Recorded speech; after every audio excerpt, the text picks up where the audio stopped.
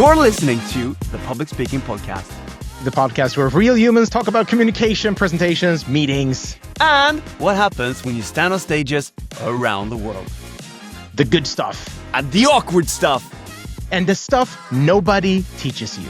All right, let's jump into today's episode. Hi, and welcome to the Public Speaking Podcast. Yet another lovely episode with me, Lucas, as your host, together with the fabulous, the fantastic, my amazing colleague, the best coach on the planet Earth, Mr. Alexander Grabniala! Alex is in the house. I don't know why you keep on doing this. It's mesmerizingly annoying, but I still love it. So thank you so much. Welcome everybody to the Public Speaking Podcast. Today we have another beautiful episode of the SPEAKERx edition. And by the way, I am one of the head coaches at Headgain, but Lucas, you never said what you do, and I know that some of them might be the first time listening into this podcast, and some of them have listened to your beautiful voice. So what is it that you do? You just have to explain a little bit short before well, thank you, Alex, for throwing the intro back to me. Well, I'm the CEO of Headgain, the online education company focused on communication and presentation skills. And I am an amateur speaker, which means that in the past, I've stood on stages, I've done the best of my abilities. But since starting in this company and learning by the amazing David J. Phillips, I understood that my title is an amateur. Oh, you're so shy when you're saying that. Yeah, well, guys. Alex, before we dive into our guest, I just have a question. What's happened to your voice? Okay, so funny that you asked. All right, I am sometimes, like once a year, I have this little thing that I do, and I become 15 years old. At the end of the weekend, I smell like pee, and what I did this weekend, Lucas, thank you for asking, and this is why my voice has the little vocal fry to it, is that I went down to south of Sweden and I played video games. Yes, you heard me right, guys. I went down and I was doing this with 12 other guys. We were just sitting there nonstop from the morning to the evening, eating too much good food, eating too much good sweets, and just playing too much video games. And it was a lot of screaming involved into that. So that's why my voice has the little beautiful vocal fry. But I feel that it's a little bit of I would say it makes me sound a little bit more wiser, wouldn't you say? Yes. Thank you very much for agreeing to this. All right, jumping on to this episode of the SPEAKERx edition of the Speaking Blueprint, or the Speaking podcast, the Public Speaking channel. I never get this right. There's so many public speaking. We have so many things, guys. You just have to look into us. The this next speaker that we're going to introduce, our next guest, I'm going to say this so upfront that I can. I'm moving me when I'm looking at somebody and when I'm coaching people, when I'm looking at other public speakers, it's sometimes hard to move me into the laughter area. But when this guy pulled out I don't know if I can just announce it, but it involves something that is yellow and red and makes a noise, and it's hilarious. So when I saw what he was talking about, I went, every single company on this planet should hire him, should listen to him, because what he has created is just, I think we would have a better workspace overall in general, in small companies and medium-sized companies and large enterprises as well. So that is who we're going to listen into today and see how his journey was in the SPEAKERx and also what he is all about. So with that, ladies and gentlemen and listeners across the globe, I want to welcome no other than Jonas Frydal. See the beautiful applause. Hey, Jonas. Hey. How are you doing today? Yeah, well, it's great to have you. So now I guess the listener are eager to hear, like, okay, what was Alex talking about? So what are you? Who are you? What do you do for a living? What do you do now when you're a grown up or when you're turning a grown up? Who is Jonas? Yeah. Turning a grown up, it might be a bit weird as I'm 39, but yeah. So I'm a leader. That's my passion is leadership. And I been working as a leader, leading software development the past 10 years or so at big companies in Sweden. But that's also what I speak about. It's also what I've written a book about, and super happy to say that book is right now #1 bestseller on Amazon as well, which is super cool. Oh, bestseller! That's so good. Amazing. I think it's like the ranking is one thing, right? But like to me, the more important part is what it actually tells me, that people are interested in this human leadership, that people want to like improve their ability to take on the responsibility of leadership, which is the responsibility to take care of people. That's what I really love to see, that people have this, and that gives me a lot of hope, because that's also why I do this. Like I have a 9-to-5 job. I still lead a big organization at Volvo Group. So that's where I make my money. But then I have this side thing with my own company called Frydal Leadership, where I speak about leadership, where I educate about leadership, and I also then sell my book. And that is because I want to spread this word of a better kind of leadership, a leadership that's focusing on the human aspect and really focusing on people, not just like process, systems, KPIs, but actually what do people need? And to tie this back to then this actually toy that I brought with me to my talk. It's I think it's called a Shrilling or a shrieking chicken, which is, I think, actually like a dog toy. Yeah. But it's a quite funny thing. And I use this in, like, if I have big workshops or meetings, like there's this thing of having a talking stick, that whoever holds the stick is the one that gets to talk. And then I use this shrilling chicken instead to sort of create a bit more informal environment. And then also, like, this sound is a great way to get attention in a meeting as well. Oh, it's an amazing attention grabber. I don't know if you guys do the same thing, but when you walk through the door, like when the toy section for animals, when they have these hanging or in like these bins, I always go, I press them down and let them go and run away. But so that's the official, that's you. But we need to kind of go down on the deep end of the pool as well, because I guess the listener want to figure out, okay, so how did you come to this place? That means that we need to ask you some tough question. We need to put the knife towards the throat and really get you going. So that's where we're now going to go into the next segment of this, and that is 10 Tough Thoughts with Alexander co-hosting this together with Lucas, who will do nothing in this segment. Now that we're going to lead into that, I'm going to ask you 10 very tough thoughts, and it's going to just be two choices. So you're going to just shout out which one that you feel that you're most leaning into. All right, so you get what I'm doing here. So it's going to be 10 tough thoughts. Okay. All right, first one coming up. Are you ready? I'm yes, ready. okay, he looks ready. For everybody who's listening, he looks ready. He was like, okay, let's go. Fast food or fine dining? Fast food.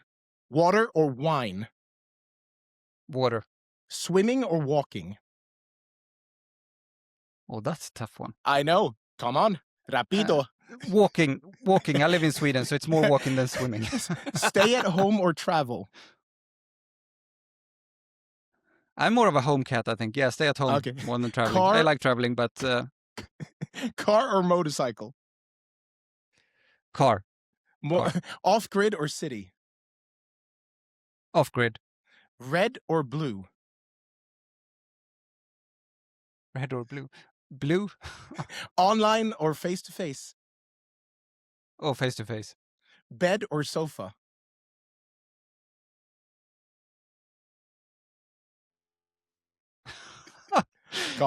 In which context? I don't know. Bed or sofa? Bed. Sleeping is important. That is very good. Final one, as a Swede, summer or winter? Oh, summer, yeah.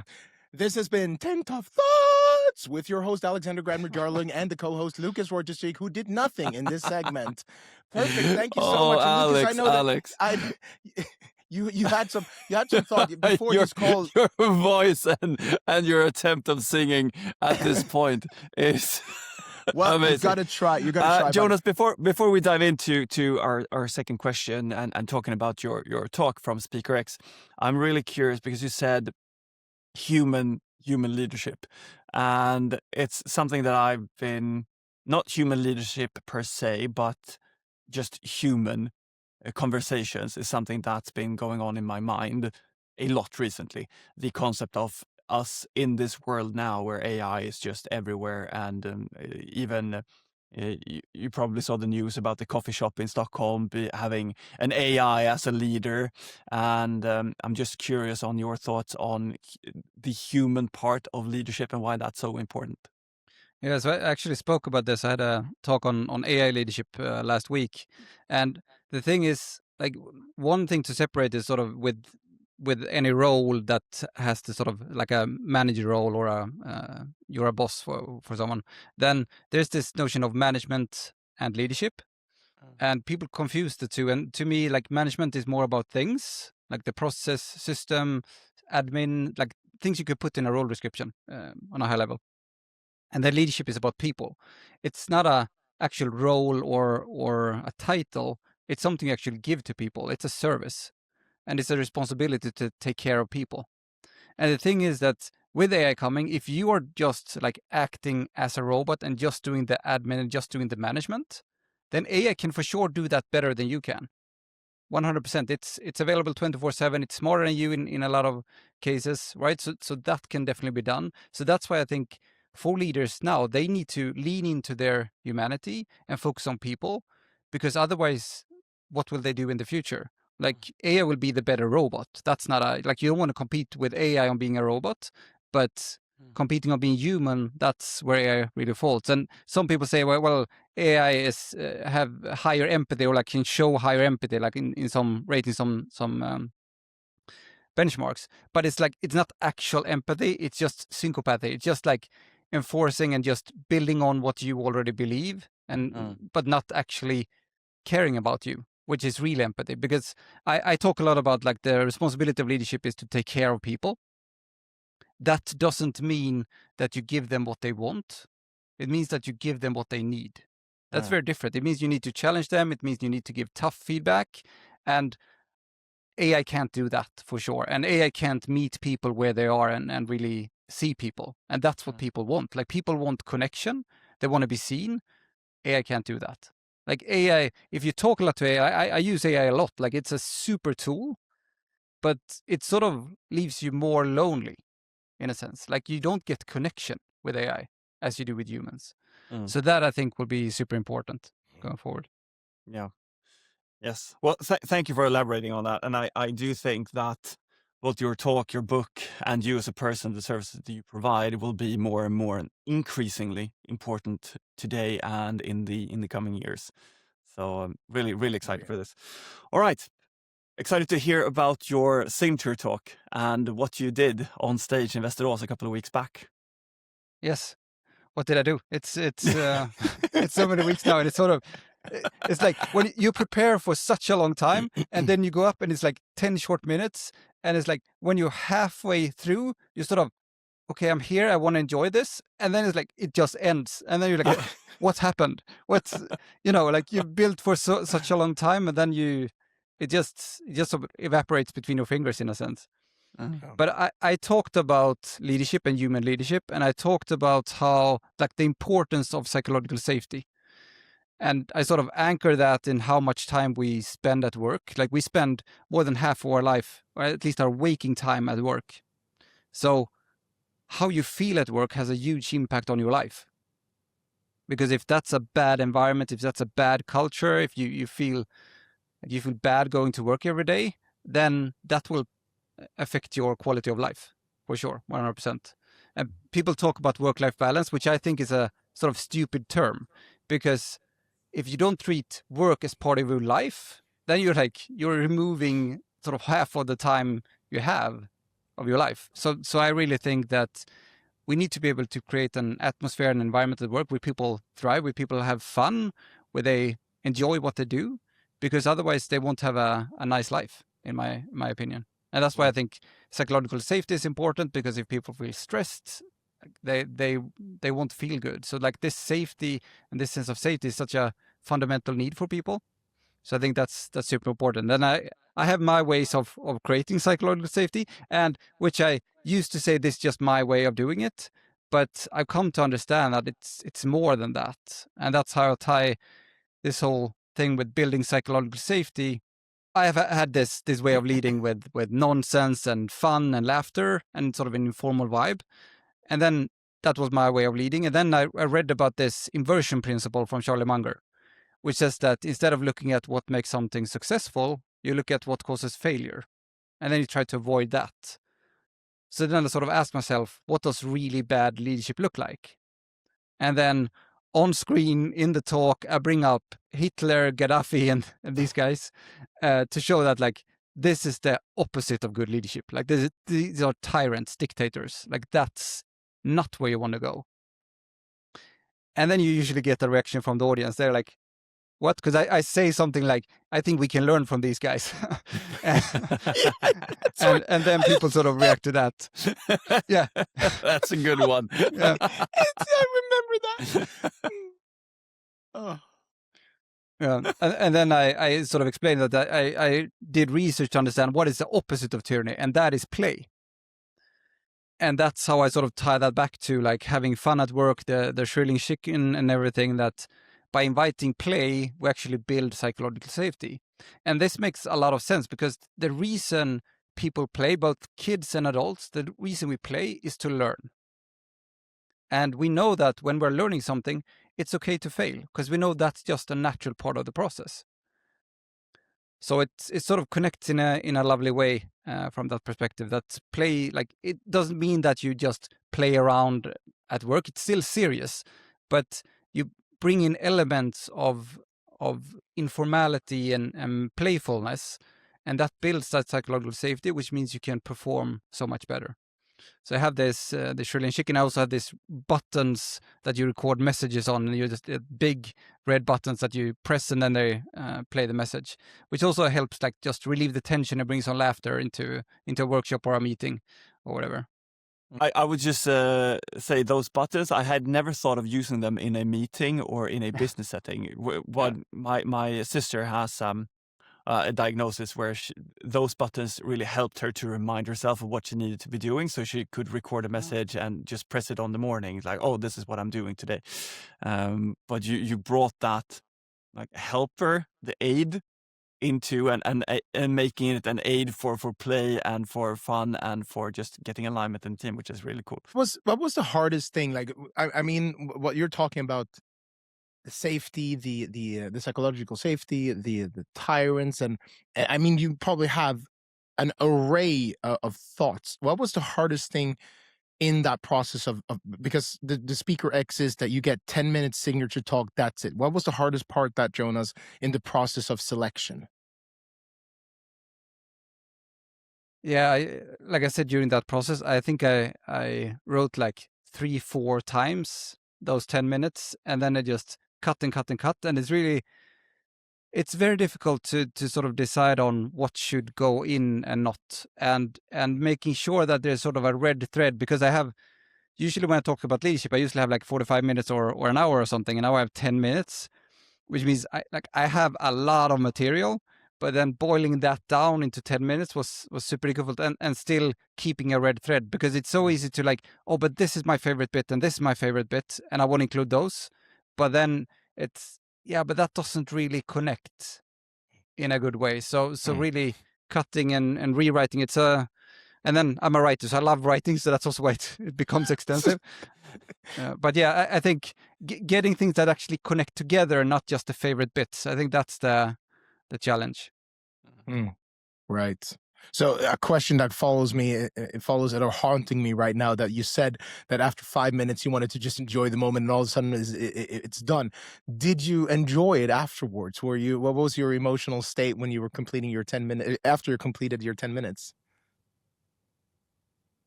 Yeah, no, that's like a bit of euphoria. Like it's a really nice feeling when you really connect to the audience, and because in this case you have prepared so much, like the talk is there, it's in your body, you can just deliver it. So you're not thinking so much about what you're gonna say or worry about not remembering. You're just there and just doing it. But it's still like, it's so short, and there's still so much happening in a sense in that environment and with people. So it's hard to really be there. I think that's the challenge. But then afterwards, it's super nice, and then you sort of, I want to go up again. I want to do it again so I can really enjoy it more and be there more. Yeah. That's why I enjoy longer talks, because then, like, of course, even if I've been doing this for a while, I still, like, you get a bit nervous when you at the start, always. So it takes a couple of minutes, a couple of paragraphs into the talk before that releases, and then you can be there. When you have 45 minutes, that's fine. Then you still have 40 minutes left. In 10 minutes, you just have 5 minutes left. Oh wow! I can relate to that, and I understand that. But you said something that caught my. You've done this before, but then I'm curious about now, after doing that signature talk, being a best-selling author. what does the future hold? Where's the pathway for Jonas? What are, like, both of the one that pays the bills, but also from this aspect of consulting? Where are you? What's your plans? What's your heading? Yeah, I don't have a full plan. So the thing is, I still love what I do for money as well. Like I really love the leading people in an organization. That's my true passion of leadership as well. So I sort of do both. Both are my passion in a sense. But I want to spread the word more. So I've been talking about writing this book about leadership for many years, and I've been collecting thoughts and quotes, and like I have a lot of quotes in my book. I think it's like over 80 in the book. But I haven't gotten to the point where I actually started writing the book. But it's been nagging, and I've been talking to people, and people keep on telling me about bad leadership and so on, like hearing all these stories, and I felt like I want to do something about that, but it's been still on the back burner, still not up front. And then more than 2 years ago now, my son was born, and after that something really clicked and changed in my brain, because I realized that like when he's 18, 19, about 90% of the time we have together will be over. Like that will be behind us. Time together as in face to face. Like the majority of that time will be, vast majority will be gone. And then the biggest influence on his life will actually be where he works. So what kind of environment do you have there? What kind of culture, what kind of leader he gets, that will impact his quality of life so much. And I will be like I will be handing over the responsibility of him to that person, perhaps unknowingly, perhaps unwillingly, but it will still happen. So I felt like I need to do what I can to create more good leadership so that the chances of him getting a good leader is bigger. And that's where I felt like I really need to do this now. I need to write this book. I need to get that out. I need to get out and talk about leadership. This sort of becomes a sort of mission in itself, that this is what I have to do. And I want people to understand that like every person in their company that they're responsible for, that's someone's child. Someone's kid that someone has handed over their responsibility to them. That's a huge responsibility. And I want people to really take that seriously. And that's why I really want to push it and do this. So I will try to do these things in parallel, keep speaking, keep leading people, keep trying to get the message out through the book. And then we see how much time, like that's the challenge, right? It's still 24 hours in a day, regardless of how much you try to do. So that's the challenge. So we'll see how that goes going forward. Yeah, you still want to balance your time, as you said. I have that quote on my phone, actually, my screensaver, which is what you said. 90% of your time is spent with your kids up until the point of 18. And it's a good reminder sometimes to be grounded, to be present, to be there when coming home from work, and just like, this is where I'm supposed to be. Even though I have a craving for doing other things like you have, and you have your work and then your side work, and then creating that balancing act is super important. But as a good leader, I hope you're good at leading yourself. Yeah, for sure. And that's like, I have a whole chapter in my book about self-leadership, because that's where it starts. You need to manage your time, you need to manage your energy, you need to do it in a way that it's sustainable over time. But it's also like, I also felt like when my son is like 20 or 25 or 30, like I don't want to say that, I was planning to write this book, I was planning to do this speaking, but I didn't. Like that's not a good role model either. Like you need to follow your passion. So to me, if this really takes off and I can do more of the speaking and so on, maybe I will do more of that and less of the work I have today. But the whole intention of spreading this message about leadership is not really to make money on it. It's like, I really need to get it out. And then if that becomes financially viable, okay, maybe I do that full time instead. But for now, I don't really have a plan. But that's sort of the thing throughout my life. I haven't really had a plan of where I'm going, what's happening. I've gone with the flow and like see where I ended up. And that's maybe a bit of a funny story. Like I don't have any university degree or anything like that. I actually started working 3 days after high school. I started working as a car mechanic. And then I worked myself through, and there's a number of different reasons why I didn't end up at university as I had planned. But that's a longer story. But that's what happened. And then I worked as a car mechanic. I started to lead people in the workshop, and then switch over to software development through. I've always been interested in software and engineering. Like I always built my own computers, been writing some code on my free time, but haven't really had it as a profession.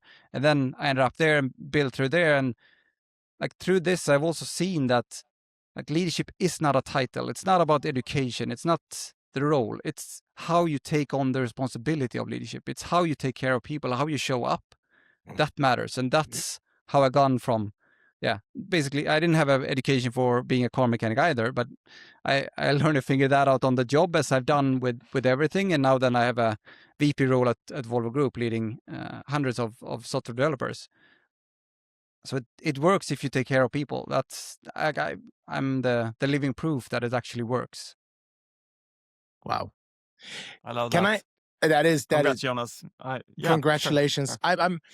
I'm curious though now when you're in this space now being VP, what is it that is there anything that you see out there? Because again, you must have, it's not a disease, but it's probably going to be this little trained eye that goes, just like I analyze people in the 110 steps, you're probably going to like good leader, bad leader, ooh, a good leader, bad leader, ooh. Is there anything that you see today that you would go and just please like shake them, going like, what are you doing?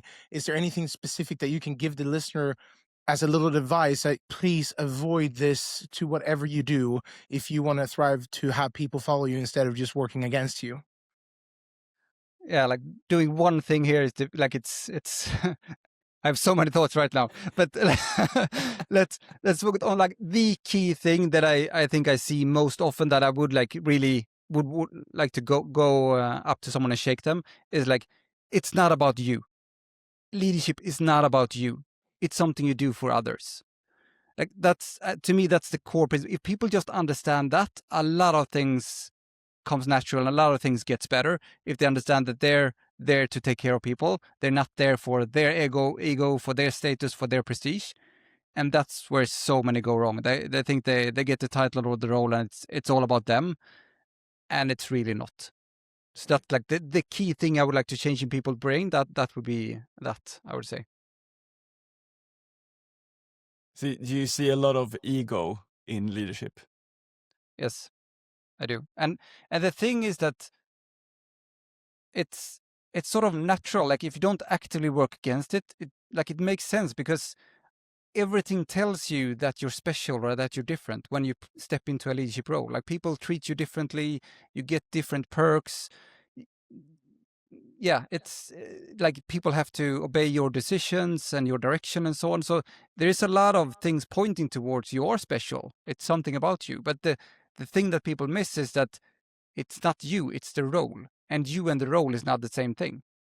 Like it's a title you have, but as soon as you leave that role, all those perks, all those special treatments, that goes to the next person stepping into that role.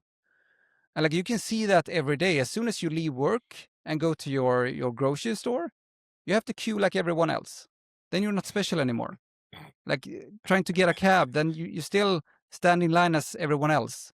Like the bus driver is not going to treat you different because you're still you. So it's just a title. It's the position that's special, not you.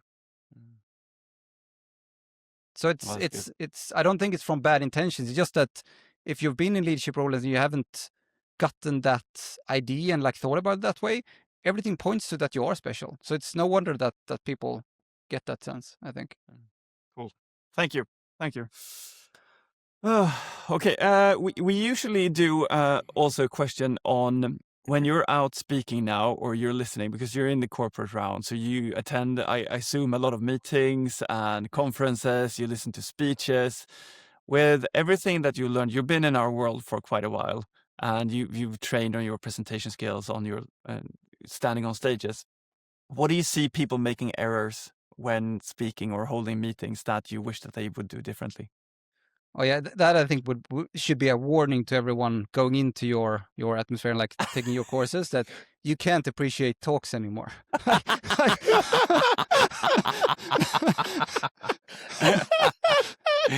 That's good.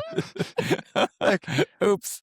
Like it has to be like really good speakers, because you like you get, because like if someone is really good at it, you get lost. Like same with like a movie or a music, you get lost into it and you sort of get sucked into the world, and like that's the same for a really good speaker. But after this, you get pulled out of that magic like all the time, because why is she doing that? Oh, why did he do that? It's like, so it's so many things.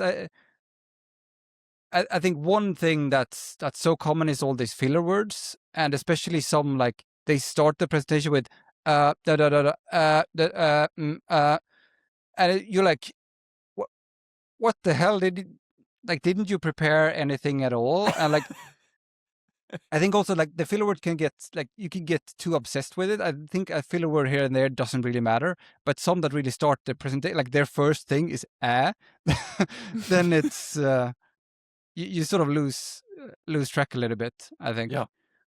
Yeah. So basically, at least focus on the intro. Yeah. Practice the intro so you have at least 1 minute. Yeah. So that's smooth, and then I think that's also good, because then you sort of relax a bit when you've sort of gone into it and so on. But also one thing that people, especially in the corporate world, like slides, like they should watch Death by PowerPoint, everyone, because there's like, I mean, I think the rule there is like 6 or 7 things on a slide. Like I've seen like 160 things on a slide, it's there's just so many things, and like just using simple animations helps so much as well, that you don't just overload with everything at once. Like these super small things, that I'm not talking about the like blur in, blur out, like these fancy animations in PowerPoint, just the like appear, disappear, or appear and then put opacity afterwards. Like super small things that make such a big difference, because you can feel the focus. And that has been the top tip of Jonas Frydal of this public speaking podcast episode. Thank you so much, Jonas, for that. I think we're coming to the end of this session today. I truly believe that there's a lot of people out there that are listening right now. They're going, okay, this sounds really cool. This sounds like something I would either implement, or I know somebody who would need this to watch the Signature Talk, to learn and get in touch with you. How do people reach out to you? Where do they find you the best way? Where do our listeners go? I want to connect with Jonas. Where do I do it? Yeah, so we can put some links in the show notes, but I have a website, frydal.se. Simple there. You can book me, you can contact me. That also links to, you can see my Signature Talk there. It links to the book and so on, but also on LinkedIn. Like LinkedIn is the platform I use. So follow me or connect to me there. I post about leadership, and then I also have a newsletter, but you can get to the newsletter through LinkedIn as well. It's a monthly newsletter I write about leadership. And then if you sign up, you also get my free feedback guide, which is how to give feedback that people thank you for. Ooh, see, that sounds really fascinating and intriguing. We'll get a copy of that one as well, Lucas, right? We'll get you, just go in and grab one. All right. Yeah, I need it. Yeah. Lucas needs it. He's my BOSS. Appreciate you, Alex. Leader. Yeah. I appreciate you too. Thank you so much, because you always tell me that I'm the best coach there is. Anyway, Jonas, it has been a true privilege to be in the rounds of your mind for the last 34 minutes. I am, any final remarks, Lucas, that you want to go out with for this session today? Yeah, it's been a really interesting talk, Jonas. Thank you for coming. I super appreciate your Signature Talk. I really listened into that. That was eye-opening to me. I appreciate you coming in today and sharing more, and I'm definitely going to go and listen to your book or read it. And for those that are listening in and wondering about human leadership and wanting to learn how to have more fun in the workplace and not just be a tyrant, but actually invite play into your leadership, check out Jonas. He's a great guy and shares a lot of super interesting topics. So with that said, thank you for coming, Jonas. Thank you, Alex, for just another episode. Thank you who are listening, do remember to like, subscribe, do all that stuff, you know, with the podcast. It helps it grow. And yeah, see you next time.